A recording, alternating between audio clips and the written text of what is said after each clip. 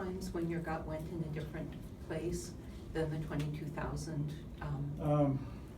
Yeah, the Columbia launch was one where someone asked about nervousness on launch day. That was a bad one. I was very nervous that day for security reasons. But one of the reasons a launch director would say no go based on his or her gut. By the way, she's the next launch director, Charlie Blackwell Thompson. She was one of my deputies, assistant launch directors for a number of years. One of the things I always looked out for was this thing called launch fever. Launch fever probably happens in, I don't know, it might happen in your line of work or at home or whatever. You get to that point where everything seems good, you want to go. We're in the business to launch. That's our business. And so this feeling comes over everybody that we're here to launch today. We're here to launch today. And maybe the people are cutting their problem resolution short. Or maybe there were 5 problems during countdown when you shouldn't have more than a couple. And you get in that mode where maybe we're cutting things short, maybe we're just trying to launch too hard today. This guy or girl would be no-go because of launch fever. Just too much happening, I don't feel good today, call it off. And one of the things was say we had 5 or 6 problems in countdown. Well, did we really take the time to solve all 5 thoroughly when you normally only have 1 or 2 and you got the same amount of time to solve 1 or 2 versus 5 or 6? Did we really take all the time necessary to solve those 6 problems? So you can't put into words what it meant. One way to describe it is I'd rather scrub and stay on the ground and be wrong than launch and be wrong. Sounds obvious, but it's very, very true.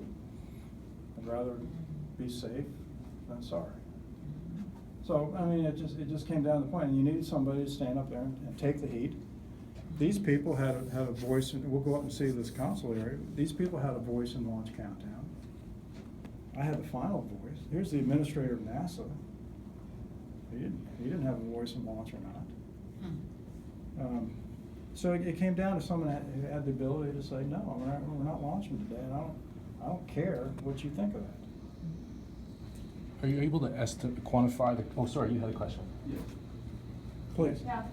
So I was just asking about how, as an organization, how are you supported to say no? Because you kind of made a joke about if you said no because of your gut, and everyone else said yes. But how did they support you and also other people within different teams to say, there's something wrong, we can't launch today? Yeah. One of the criticisms after Challenger and Columbia was a fear of speaking up, fear of retribution if you spoke up. And I'll get into Challenger right now. We might as well do it right now. Challenger was launched incorrectly because engineering level people knew we should not launch on that day. It was too cold. O-ring problem, if you know about it. It was too cold to launch. The engineering people knew it. Their manager said, nope, you're not going to say anything to the launch director about that. You keep that to yourself. I'm your boss. I'm telling you to shut up. Don't say anything. And it never made it to the launch director. Gene Thomas, rest his soul, never knew about that discussion the night before to stay on the ground because it was too cold.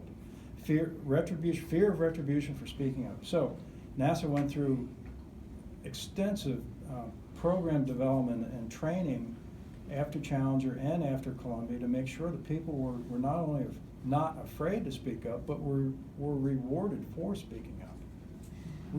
I passed out awards to people because they spoke up.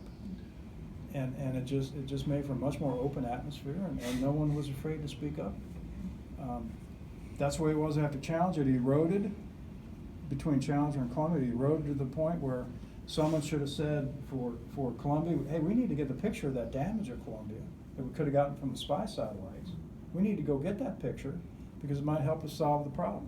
No one spoke up. I should have spoke up. I was a launch director. I didn't speak up.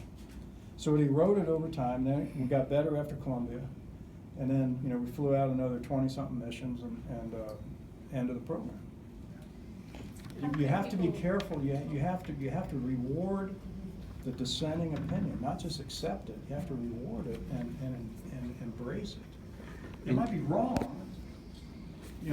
They could bring up a dissenting opinion, And the powers to be could ultimately conclude that opinion is wrong, but that's okay. At least you talked about it. In your industry, when someone feels okay to speak up, what do you call that? What do we call that? What do we call Software, it? we call that psychological safety. Psychological safety. Psychological. Yeah. There's a lot written about Psychological it. safety. Okay. Google did a big study about it. It was written up in the New York Times. If you read Charles Duhigg, like Smarter, Faster, Better, he talks about it too. Thank you. It's a big, it's a big topic these So days. you're launch director for Columbia launches, and then you hand off to Mission Control in Yes. Houston. So that whole discussion about what do we do to tile, where was the real responsibility, where was the real decision making? Was that in Mission Control? How much did that bear on you